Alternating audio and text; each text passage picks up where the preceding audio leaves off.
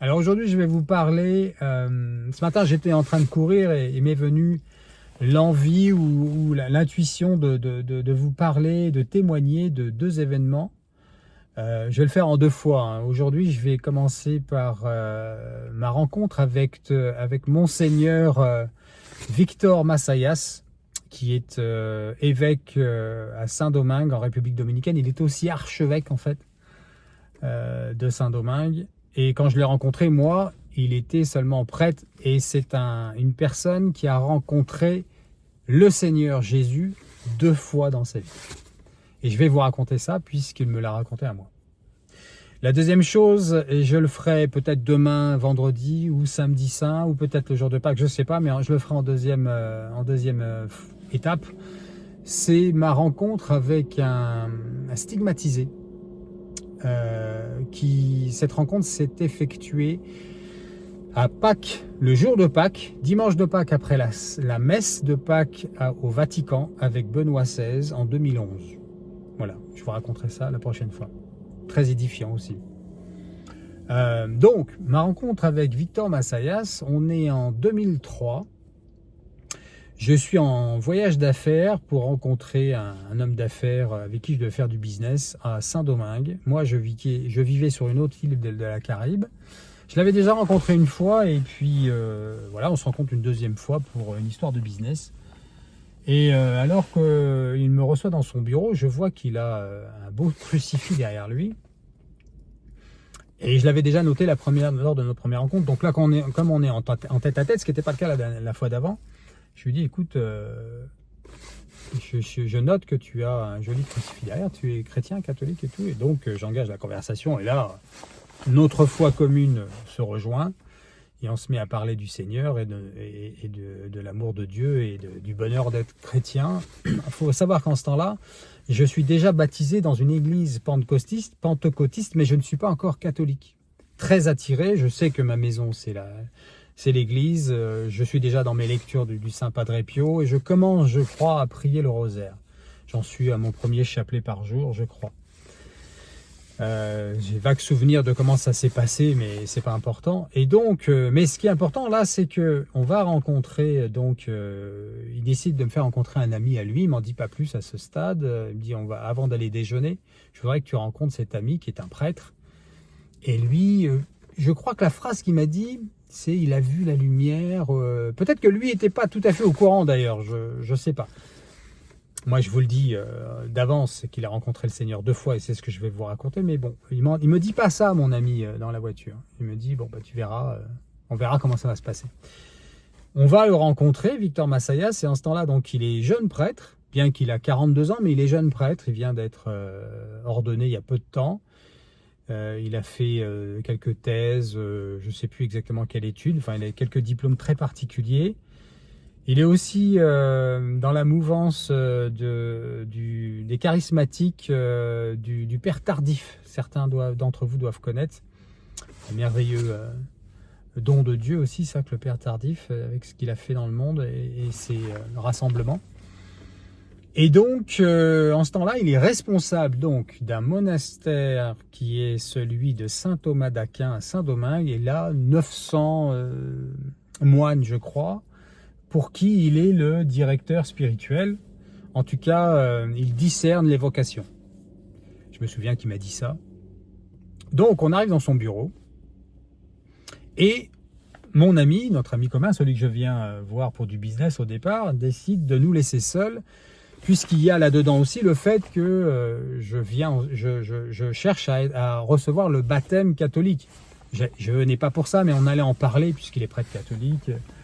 Et de fait, éventuellement, c'est pas le but de cette vidéo, mais il était question aussi que je reçoive le baptême là-bas. Finalement, ça se fera pas. Mais là, il me laisse, c'est ça qui est important, avec lui, seul, et il part faire une petite course. Il dit, je reviens dans une heure, ou je reviens te chercher pour déjeuner ensemble. Ok, je reste donc avec Père Victor Massayas. Et là, de fil en aiguille, on discute, et il finit par entamer cette discussion ou cette explication de ce qui lui est arrivé. Je ne sais plus comment exactement ça s'est fait, mais voilà. Il m'explique qu'il a rencontré le Seigneur deux fois. Alors j'ai affaire à quelqu'un de gentil, bon, plutôt sain. C'est la seule chose que je peux dire à ce stade. Je vous parle de quand je le rencontre là. Je vois bien que j'ai pas affaire à un mytho ou à quelqu'un de bizarre. C'est quelqu'un de plutôt charmant, dans le sens agréable comme personne. Et là, il me raconte ce qui lui arrive. Et en fait, c'est un Catalan. Il était donc en Espagne en ce temps-là. Il était économiste. Il avait fait bac+12.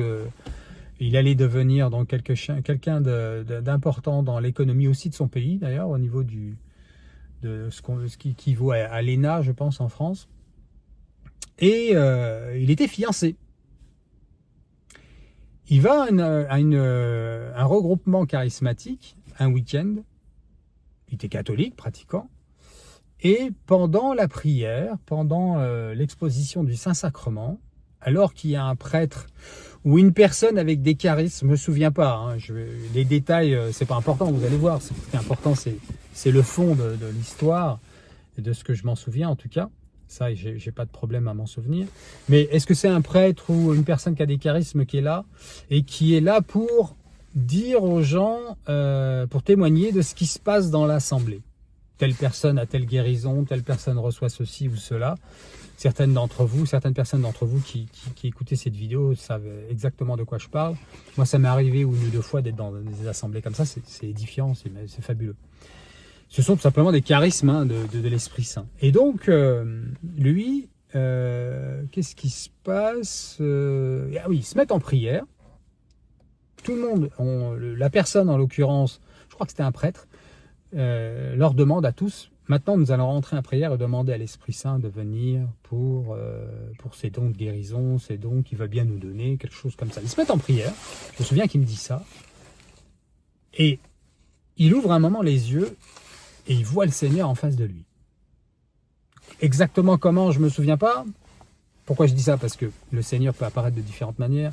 Des fois c'est un enfant, des fois c'est un adulte, des fois il est ensanglanté, des fois il ne l'est pas. Voilà, je ne me souviens pas du détail, mais en tout cas, il a le Seigneur en face de lui, et là, il est choqué.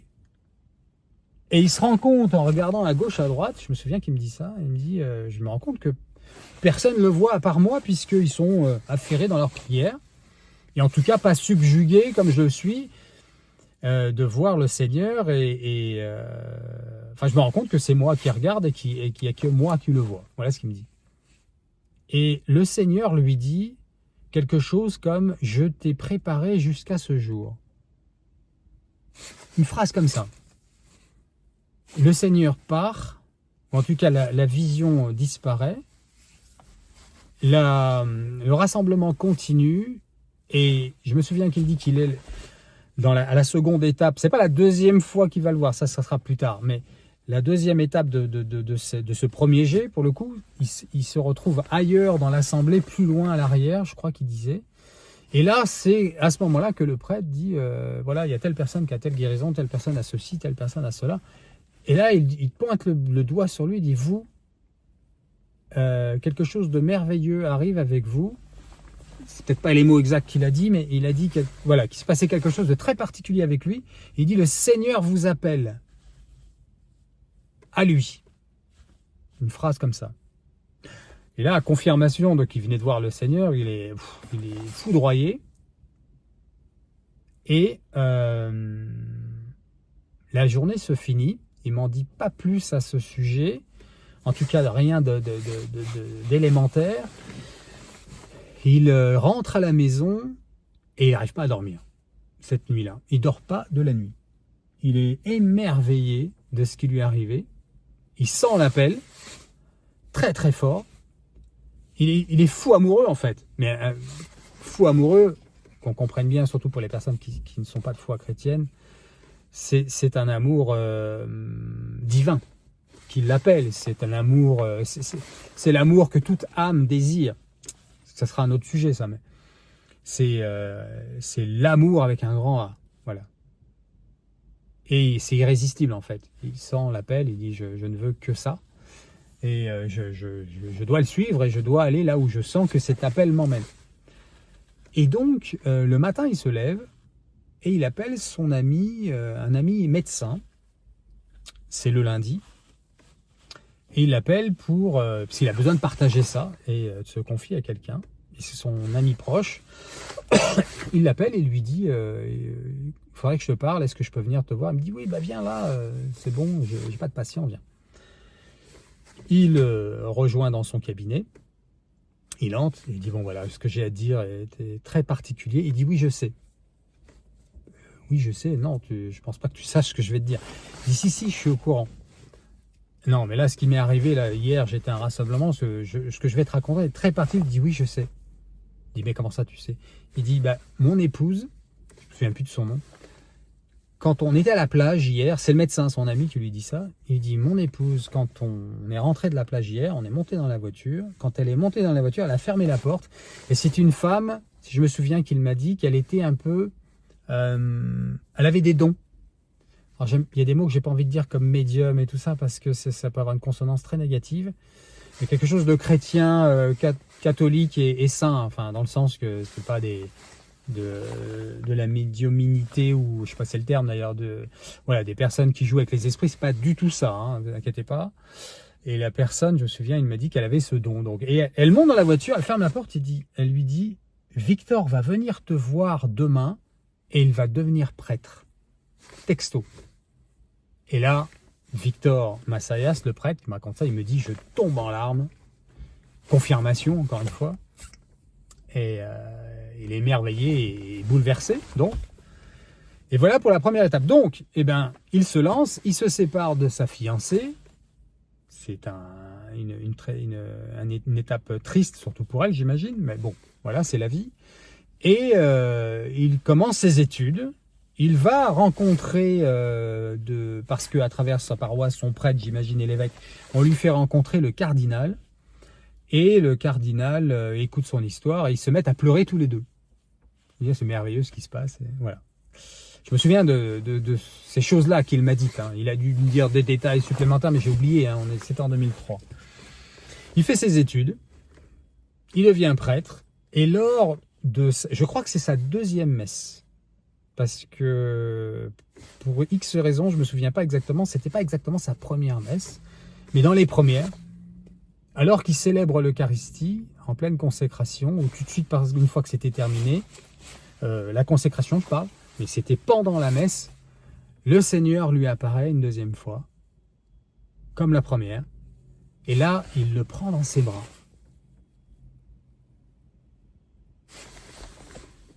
Il le lâche et il s'en va. Voilà.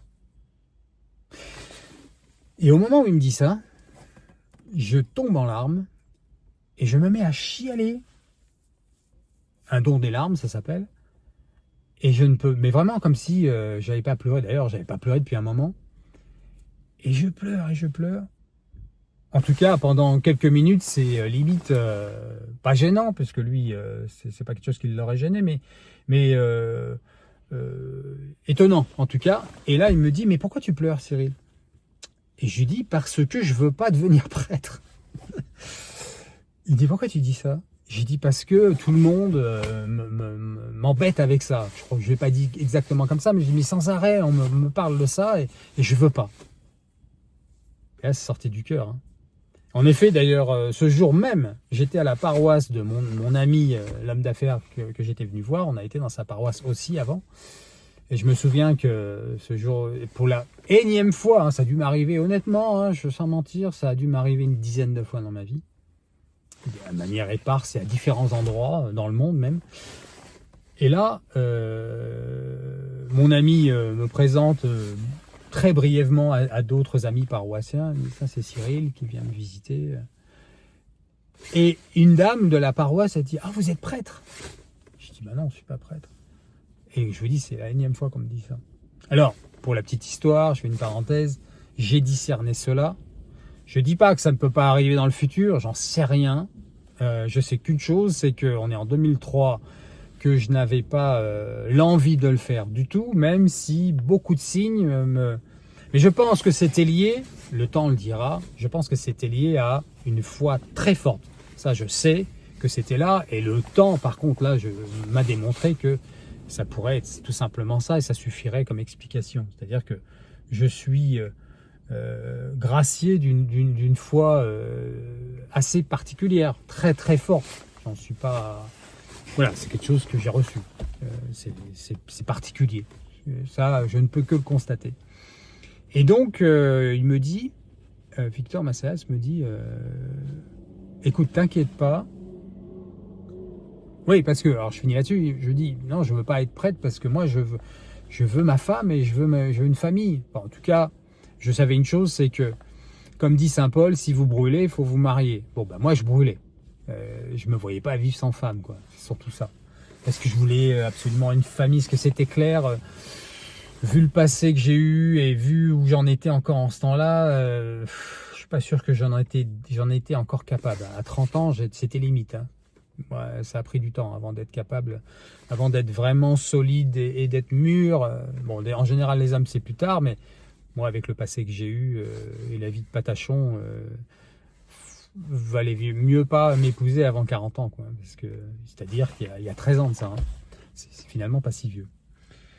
Et donc, il me dit, écoute Cyril, si le Seigneur t'appelle, il te donnera aussi l'envie de le suivre. Donc, t'inquiète pas. Si tu le sens pas, c'est que c'est pas ça. Et là, je me souviens, là, il m'a enlevé un poids en disant ça. Ça m'a fait du bien. D'abord, ça m'a fait du bien de pleurer. Ah oui, ce que je voulais dire aussi, c'est que dans ce témoignage, parce que c'est le but, c'est de témoigner et d'édifier le peuple de Dieu dans cette vidéo, eh bien, je voulais vous dire que dans les yeux de Victor Massayas, c'est la seule fois où ça m'est arrivé, ça. Hein. Je suis convaincu, je ne vais pas vous le dire autrement, hein, que j'ai vu Dieu me regarder. Vous savez cette parole dans Saint Jean où il dit, Seigneur, alors texto, je vais peut-être me tromper, vous me pardonnerez, mais vous allez comprendre cette scripture, cette parole qui est dite, c'est si vous faites ma volonté, si vous m'aimez, vous ferez ma volonté, si vous faites ma volonté, mon Père et moi viendrons vivre en vous ou chez vous. Et je pense que c'est ça que j'ai vécu avec lui. J'ai vu Jésus dans ses yeux. Alors, je n'ai pas vu une image de Jésus. Ses yeux étaient tellement... Je me suis senti aimé, en fait. Tellement profondément. Mais pas d'une manière comme on pourrait le comprendre au niveau humain. Hein. Et lui, je suis quasiment persuadé qu'il n'était même pas conscient de ça, lui. Que c'était vraiment entre le Seigneur et moi, à travers lui. Qu'il était l'outil qu'avait utilisé le Seigneur pour me regarder, à défaut de m'apparaître à moi, par exemple. Quelque chose comme ça. En tout cas, je me suis senti, j'ai vu dans son regard quelque chose de désarmant. C'est le mot, en fait, voilà, désarmant. Vous savez, dans le monde, on a tous nos protections, à défaut de dire névrose, parce que ça, c'est un terme trop particulier, il faudrait que j'explique, donc je ne vais pas rentrer là-dedans. On a tous notre carapace, voilà, notre masque. Tous, plus ou moins. C'est normal, on s'en construit un par rapport à la société. Voilà, c'est des défenses de base. Et donc, là, ce regard m'a désarmé. Voilà, c'est ça. Et donc, il m'a désarmé par l'amour. C'est d'ailleurs comme ça qu'on comprend, pour ceux qui ont eu cette chance d'étudier comme moi toutes les religions, on comprend que c'est le Christ, la religion de l'amour, et c'est pas ailleurs. Même si on a les prémices dans le judaïsme, évidemment, qu'on va évoquer dans la messe de ce soir en première lecture. Hein. Enfin, première ou deuxième, c'est la fameuse lecture du Passover, comme on dit en français, l'agneau pascal que le Seigneur a demandé d'immoler et de manger rapidement avec des herbes amères. Enfin, c'est pas le sujet, vous voyez ce que je veux dire. Et donc, voilà, avec Victor Massayas, je pleure parce que je me sens aimé et en même temps, j'ai cette spontanéité de lui dire, je veux pas devenir prêtre. Laisse-moi tranquille, c'est pas ça que je veux, ouais, c'est ça que j'ai ressenti en fait. Un peu gamin d'ailleurs, hein. Je me souviens que c'était un sentiment, mais je me suis laissé aller parce que j'étais dans une situation où je pouvais, quoi. Je me souviens que ça m'a fait beaucoup de bien. Et cette rencontre a été merveilleuse parce que voilà, c'est vraiment quelqu'un qui a rencontré le Seigneur 2 fois dans sa vie. Aujourd'hui, il est monseigneur. Il a été archevêque aux côtés de l'archevêque même, auxiliaire. Voilà, c'est ça. Il était archevêque auxiliaire auprès de celui de Saint-Domingue. Je ne me souviens plus de son nom à lui. Et il a été ordonné évêque dans la première cathédrale d'Amérique, qui se trouve, pour ceux qui ne le savent pas, à Saint-Domingue, dans la zone coloniale où j'ai habité. J'avais un appartement là-bas pendant un temps. Et c'était ma paroisse à moi, locale. J'allais à la messe tous les jours, je me confessais là-bas. Je me souviens de ce prêtre cubain qui me confessait avec mon mauvais espagnol, mais qui comprenait un peu, parce que des fois je parlais en anglais pour me faire comprendre. Quelle histoire. Et c'est sur la place du Christophe Colomb où il habitait et où il est mort. Cette fameuse place. C'est très beau la zone coloniale. Je vous invite à y aller si vous pouvez. Donc voilà, est-ce que j'ai terminé avec ce témoignage? Laissez-moi réfléchir 2 secondes. Voilà, on se quitte là-dessus avec Victor. Je le revois plus après. Je le revois une fois, quelques années plus tard, très brièvement, alors qu'il est déjà évêque, puisque la première fois que je le rencontre, il est que prêtre. Oui, c'est ça, j'ai dû le rencontrer en 2009, ça me revient. C'était juste avant une étape importante de mon business aux États-Unis. Et on s'est brièvement rencontrés. Elle était très affairée, donc il n'a pas pu me parler longtemps, mais je l'ai vu dans son bureau à Saint-Domingue. Et voilà, et je voulais partager ça avec vous surtout pour les personnes qui douteraient, c'est ce qui m'est venu un peu en courant ce matin, c'est les personnes qui douteraient que le Seigneur existe. Ça arrive. J'ai un don de la foi où j'ai vraiment pas de doute dans ce domaine. J'ai d'autres problèmes, mais ce problème-là, je l'ai pas. Et de douter de l'existence du Seigneur, bon bah c'est quelque chose qui peut être douloureux, j'imagine, pour ceux qui vivent ça. Et vous allez voir avec mon prochain témoignage sur le prêtre. Enfin, c'est pas un prêtre, c'est un responsable d'une congrégation maintenant qui est reconnue par l'Église, par contre. Vous verrez qu'il n'y a aucun problème de ce côté-là, et qui a les stigmates tous les vendredis, mais très particulièrement pendant le Tridium pascal. Et là, ça va faire le 13e anniversaire de cette rencontre avec lui en 2011 à Rome. Voilà les amis, je vous souhaite une belle célébration et je vous dis à très bientôt. Ô Marie conçue sans péché, priez pour nous qui avons recours à vous. Soyez bénis de Dieu.